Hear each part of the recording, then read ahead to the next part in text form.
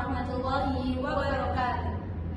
Perkenalkan, nama saya Faza Rahmasari dengan NIM 24030243. Saudarakan saya. Dan saya Srila Rizkia dengan NIM 2403020055. Dan saya Maria Olivia Jayanti dengan NIM 240302051. Kami dari Prodi Akuntansi Semester 2 di Universitas Muhammadiyah Gresik. Di sini kami akan mempresentasikan mata kuliah Komunikasi Bisnis yang diampu oleh Bapak Dr. Insinyur Djoko Sulistyo MM CPHCM CHRMB.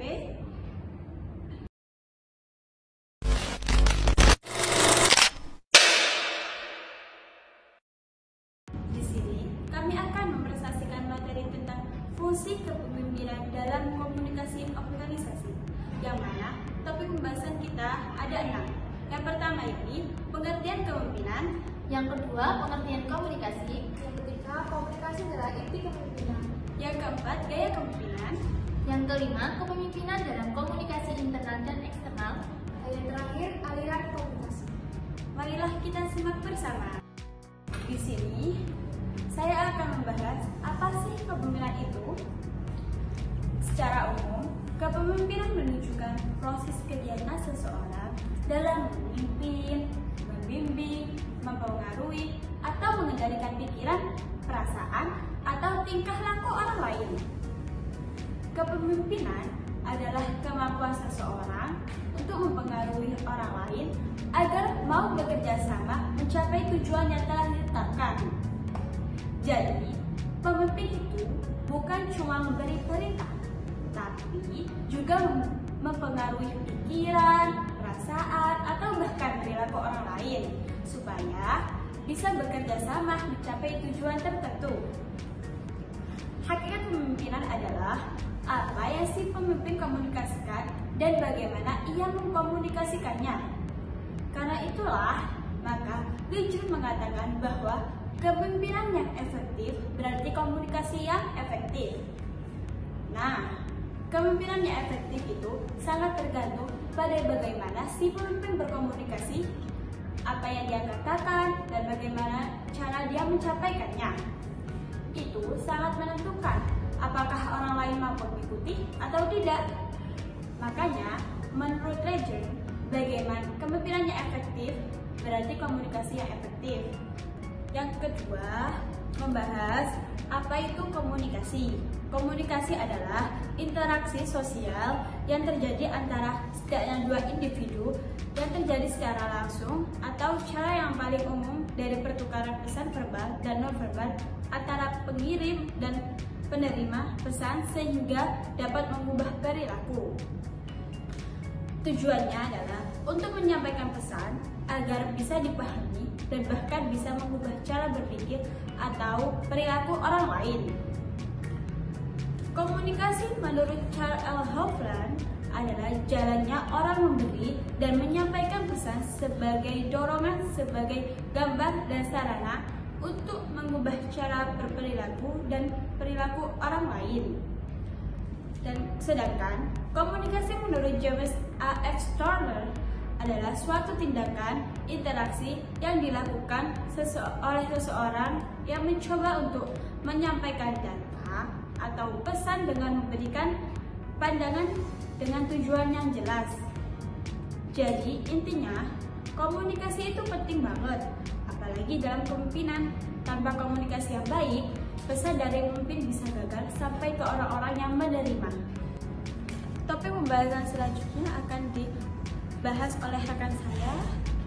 Topik yang ketiga membahas komunikasi adalah inti kepemimpinan. Inti kepemimpinan dibagi menjadi 3. Yang pertama yaitu komunikasi dan fungsi kepemimpinan. Yang kedua komunikasi dan peran pemimpin. Yang ketiga pemimpin dan keterampilan komunikasi. Baik, yang pertama yaitu komunikasi dan fungsi kepemimpinan. Fungsi kepemimpinan dengan komunikasi efektif adalah bukan hanya menunjukkan kemampuan atau kekuatan di dalam diri seseorang dengan porsi jabatan atau wewenang untuk memimpin, mempengaruhi orang lain, dan mengontrol target tujuan usahanya, melainkan menciptakan iklim komunikasi organisasi yang mendukung mendukung tercapainya target-target usaha yang dituju. Dalam pengertian umum, pemimpin bisa disebut sebagai seseorang yang diberi kepercayaan untuk memimpin para anggotanya pada tingkatan level apapun pada sistem di sebuah organisasi atau perusahaan. Namun, pemimpin yang paling efektif adalah pemimpin yang mampu menyesuaikan gaya memimpin dan beradaptasi dengan berbagai situasi. Lalu yang kedua ada komunikasi dan peran pemimpin. Peran pemimpin sebagai komunikator merupakan salah satu kunci kesuksesan komunikasi dalam organisasi. Pemimpin memainkan dua komunikasi sekaligus, yaitu komunikasi internal dan komunikasi eksternal, dalam rangka menciptakan keseimbangan. Pemimpin yang akan dituntut sukses adalah yang di dalam dirinya dan organisasinya dapat membentuk makna yang sama antara apa yang diberikan kepada pengikut dengan apa yang dikatakan atau dilakukan oleh pemimpin. Bagi seseorang yang diamati sebagai seorang pemimpin, hal utama yang dituntut adalah perannya. Peran pemimpin yang berkaitan dengan komunikasi itu ada tiga, yaitu pertama peran sebagai komunikator, yang kedua peran sebagai negosiator, dan yang ketiga peran sebagai monitor. Kita akan membahas yang pertama, yaitu peran sebagai komunikator. Seseorang yang ditunjuk menjadi pemimpin memerlukan kemampuan daya tarik personal dan kepercayaan dari para bawahannya. Nah, daya tarik personal ini, kemampuan ini untuk menumbuhkan perhatian yang ditimbulkan dari sikap positif, menumbuhkan rasa kebersamaan, pemahaman pada tujuan puncak, membangkitkan rasa aman dan nyaman bekerja, serta terhindar dari rasa takut. Yang kedua, kepercayaan terhadap pemimpin. Kepercayaan ini menitik beratkan pada keterampilan, keahlian, dan kemampuan pemimpin, bukan hanya pada bidang pekerjaannya, melainkan pada setiap pesan yang disampaikan kepada komunikan yang pasti akan dianggap berkualitas. Lalu yang kedua, peran sebagai negosiator.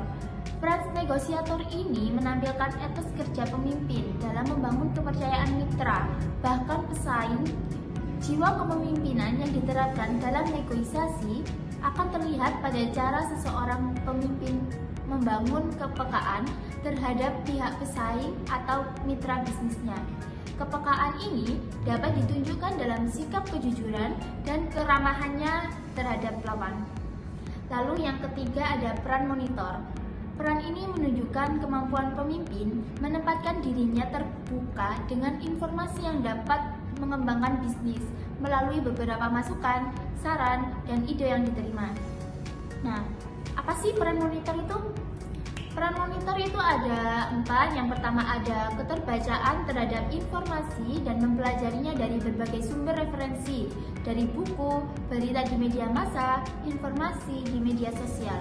Yang kedua, mendengarkan, mencatat, dan mempelajari apa yang menjadi keluhan dan saran dari para bawahan, kolega bisnis, pelanggan, maupun pesaing itu sendiri. Nah, yang ketiga ada keterbukaan terhadap informasi, peraturan, dan regulasi pemerintah dan mematuhinya. Lalu yang keempat ada membaca, memahami, dan mempelajari laporan hasil pekerjaan. Itu dia ya peran monitor. Yang ketiga ada pemimpin dan keterampilan komunikasi. Keterampilan komunikasi pimpinan dalam sebuah organisasi merupakan salah satu penentu keberhasilan dalam menjalankan kepemimpinannya di sebuah organisasi, seperti yang diungkapkan oleh Bernard dan Kuswarna, yaitu komunikasi merupakan kekuatan utama dalam membentuk organisasi, dan komunikasi membuat dinamis suatu sistem kerjasama dalam organisasi dan menghubungkan tujuan organisasi partisipasi orang di dalamnya. Hal senada juga diungkapkan oleh Rogers-Walla Rogers bahwa organisasi merupakan suatu sistem individu yang relatif stabil untuk bekerja sama mencapai tujuan melalui tingkatan hierarki dan pembagian kerja. Topik keempat yaitu gaya kepemimpinan. Gaya kepemimpinan sendiri itu ada 4, yaitu yang pertama gaya otoriter, yaitu pemimpin mengambil keputusan sendiri, mengontrol penuh, dan mengharapkan ketaatan tanpa diskusi. Gaya ini cocok untuk situasi darurat atau keputusan cepat. Yang kedua, gaya transaksional. Pemimpin fokus pada imbalan dan hukuman untuk mencapai target. Mengelola kinerja berdasarkan kesepakatan kerja yang jelas. Lalu yang ketiga ada gaya transformasional. Pemimpin menginspirasi dan motivasi anggota untuk perubahan positif dan mengembangkan diri, mendorong inovasi dan komitmen tinggi. Lalu yang keempat ada gaya demokratis. Pemimpin melibatkan anggota dalam pengambilan keputusan, komunikasi dua arah, dan menghargai pendapat, sehingga meningkatkan motivasi dan rasa memiliki tim. Kita memasuki bab yang kelima, yaitu kepemimpinan dalam komunikasi internal dan eksternal. Yang pertama ada komunikasi internal. Komunikasi internal merupakan komunikasi terstruktur yang berasal dari dalam organisasi dan berlangsung untuk mencapai tujuan kerja organisasi. Adapun yang dimaksud tujuan kerja organisasi adalah alasan utama mengapa organisasi itu berdiri, mencapai keuntungan dan atau non-profit. Nah, komunikasi internal ini mencakup yang pertama ada komunikasi dengan pemilik, manajemen, dan karyawan. Lalu, setiap peran memiliki tugas dan tanggung jawab komunikasi yang dilakukan. Yang ketiga ada hubungan baik dengan semua peran terjadi melalui aktivitas komunikasi. Yang keempat, sasaran komunikasi internal disebut stakeholder atau pemangku kepentingan yang berada di dalam organisasi. Lalu yang terakhir ada komunikasi dapat dilakukan secara lisan, tulisan, audio, visual, atau gabungan ketiganya. Yang kedua ada komunikasi eksternal. Pihak eksternal adalah pihak yang dianggap penting berasal dari luar organisasi dan berarti dalam hubungan bisnis yang berlangsung.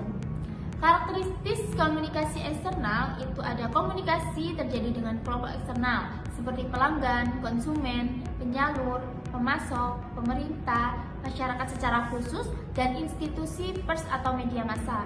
Yang kedua, berada di luar perusahaan dan masing-masing peran berkontribusi bagi kemajuan bisnis meski memiliki kepentingan yang tidak sama. Lalu yang ketiga, komunikasi bertujuan untuk menjaga hubungan baik dan sama-sama memegang hasil yang menguntungkan atau positif. Yang keempat, kualitas dan kuantitas komunikasi harus dipertahankan dan ditingkatkan dalam upaya membangun hubungan baik. Yang terakhir ada komunikasi dapat dilakukan secara lisan, tulisan, audiovisual, atau gabungan di antaranya. Topik selanjutnya akan disampaikan oleh rekan saya yaitu Maria Ulfa Dwijayati. Topik selanjutnya yaitu aliran komunikasi. Dalam komunikasi organisasi, struktur dipandang sebagai suatu jaringan tempat mengalirnya informasi. Di dalam suatu organisasi, terdapat susunan organisasi formal maupun informal. Apa yang digambarkan dalam struktur organisasi yang tidak serta-merta menggambarkan proses aliran komunikasi. Dalam hal ini, organisasi menandakan informasi dan harus mampu menentukan iklim dan budaya organisasi. Pada akhirnya akan berpengaruh pada aliran dan budaya informasi. Yang pertama tentang pengertian aliran informasi. Aliran informasi sama dengan distribusi informasi dan dapat dikatakan sebagai proses yang menyebabkan informasi yang tepat disampaikan kepada orang yang tepat serta waktu yang diinginkan. Ada beberapa contoh. Yang pertama, aliran informasi berdasarkan hierarki atau tingkat struktur organisasi. Struktur organisasi menunjukkan setiap individu atau sumber daya manusia yang berada pada lingkup perusahaan tersebut memiliki posisi dan fungsinya masing-masing. Yang kedua, aliran informasi berdasarkan konteks pekerjaannya. Dalam konteks bisnis, struktur organisasi ini memiliki susunan yang disesuaikan pekerjaan di dalamnya. Yang pertama, struktur organisasi fungsional. Contoh, apabila sebuah perusahaan menempatkan 5 divisi atau departemen seperti divisi produksi, pemasaran, personalia atau ketenaga kerjaan, pembelanjaan. Yang kedua, struktur organisasi usaha. Aliran informasi akan menyesuaikan pekerjaan yang berhubungan dengan pengembangan produk yang dihasilkan. Yang ketiga, ketiga, struktur organisasi proyek. Aliran informasi menyesuaikan proyek kerja yang bersifat sementara dan selesai setelah proyek selesai. Yang keempat, struktur organisasi tim kerja. Aliran informasi bersifat temporal atau lebih cepat diselesaikan sesuai dengan tim yang dibentuk untuk kondisi tidak terduga. Kedua, aliran komunikasi formal dan informal. Tipe aliran komunikasi formal. Yang pertama, mengikuti struktur organisasi untuk menjalankan komunikasi formal agar tujuan pekerjaan sesuai dengan garis-garis tugas dan tanggung jawab masing-masing jabatan. Yang kedua, lebih dimaknai sebagai komunikasi resmi dan berlaku di dalam aktivitas organisasi atau perusahaan. Yang ketiga, disebut sebagai komunikasi rutin seperti briefing, rapat, koresponden, atau instruksi manajer kepada karyawan secara berkala. Yang keempat, pesan bersifat instruksi atau perintah berdasarkan jabatan atau otoritas yang lebih tinggi kepada orang lain yang otoritasnya lebih rendah dinamakan komunikasi ke bawah. Yang kelima, pesan bersifat memberi pertanyaan, saran atau masukan yang berasal dari suatu jabatan dengan otoritasnya lebih rendah kepada orang yang otoritasnya lebih tinggi dinamakan komunikasi ke atas. Tipe komunikasi informal. Yang pertama, informasi yang belum diketahui sumbernya dengan jelas. Yang kedua, pesan yang disampaikan atau proses komunikasi yang terjadi secara spontan atau langsung tanpa rencana sebelumnya. Yang ketiga, tanpa persetujuan dan kesepakatan dari para anggota organisasi atau otoritas jabatan. Yang keempat, berupa pesan dengan kategori gosip, rumor, spam, atau hoax. Yang terakhir, iklim komunikasi. Iklim komunikasi organisasi dapat tercipta berdasarkan persepsi-persepsi dan pengaruh dari semua unsur yang di dalam organisasi. Komunikasi yang terjadi mengandalkan satu persepsi individu atau kelompok yang ada dan menjadi berkembang berdasarkan konteks atau permasalahan yang muncul. Bagi pemilik perusahaan yang memberi rasa aman dan nyaman saat bekerja dengan modal yang mencukupi, akan membayar upah dan tunjangan karyawannya. Apabila perumpamaan tersebut terwujud semestinya, maka iklim komunikasi telah memegang peranan penting di dalam kehidupan suatu organisasi. Itu saja yang bisa saya sampaikan. Selanjutnya akan saya kembalikan kepada moderator. Terima kasih kepada rekan saya yang telah menjelaskan materi tentang fungsi kepemimpinan dalam komunikasi organisasi. Jadi, dapat disimpulkan bahwasanya komunikasi memegang peranan penting dalam kepemimpinan dan keberhasilan organisasi. Pemimpin yang efektif tidak hanya mampu memimpin, tapi juga mampu berkomunikasi secara baik secara internal maupun eksternal. Peran pemimpin sebagai komunikator, negosiator, dan monitor menunjukkan pentingnya kemampuan membangun kepercayaan, keterbukaan terhadap informasi, serta memahami berbagai masukan dan keluhan untuk mengembangkan organisasi. Keterampilan komunikasi pemimpin menjadi penentu keberhasilan dan menjalankan kepemimpinannya, dan menciptakan dinamika kerjasama yang baik dalam organisasi. Sekian dari kami. Wassalamualaikum warahmatullahi wabarakatuh. Yeay.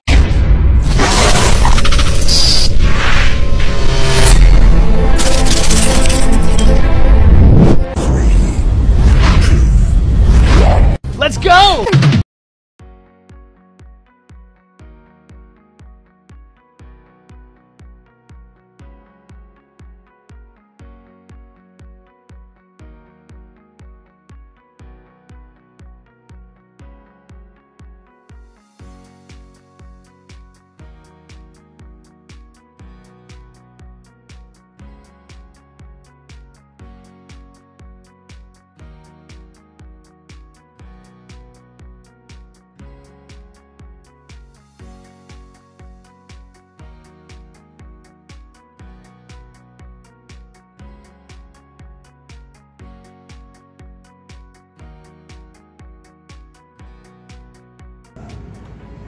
komunikasi dan fungsi kepemimpinan. Sehingga gaya kepemimpinan ini penting sekali. Tinggal kita bisa menerapkan kayak apa. Makanya gaya saya pakai apa kemarin? Opening, body, closing. Gaya saya punya gaya berbeda. I have a different people. Saya harus jadi orang berbeda. Nah, jadi kalau berikutnya ini kayak apa? Ini gaya saya. Kita komunikasi, kita dialog. Saya kayak orang berdiskusi aja. Saya di pabrik ya kayak gini. Anak buah saya tak parani. Saya bisa ngobel di ruang saya, Mbak Irma di ruang saya. Secara psikologi Irma akan ngapain ya waktu konyol salah apa, masa kalapa-lapa nggak nyeluk toh. Kan kenapa? Tujuan saya kan hanya memberikan informasi. Mengapa nggak tetap di sana? Mbak Irma, tolong bagi ini ya, dia akan nyaman. Gaya saya, tapi gayanya si A si B beda. Dia pakai, Pak Edi tolong ambil koran saya di meja, tolong koran saya di mobil. Ada gitu. Saya ngapain koran saya bawa sendiri? Tas saya bawa sendiri, mengapa aku harus ngomong mobil? Gaya kemungkinan cara berkomunikasi. Perannya ya tadi memberi arahan, memberikan masukan, memberi motivasi, bukan membuat demotivasi. Kalau ini tidak dijalankan, yang muncul apa? Demotivasi. Proyeknya selesai dijadikan ada bonus, ternyata tidak disampaikan. Pak Joko ngomong saja. Supaya ini bisa berjalan dengan bagus, pimpinannya harus komunikasi sama pemilik, owner, supaya ini bisa tidak terjadi demotivasi. Jangan khawatir kalau proyek selesai saya kasih bonus, karena saya sudah backup sama atasan. Kalau saya belum di backup, kamu ngapain janji-janji? Harus tegas sebagai seorang pemimpin.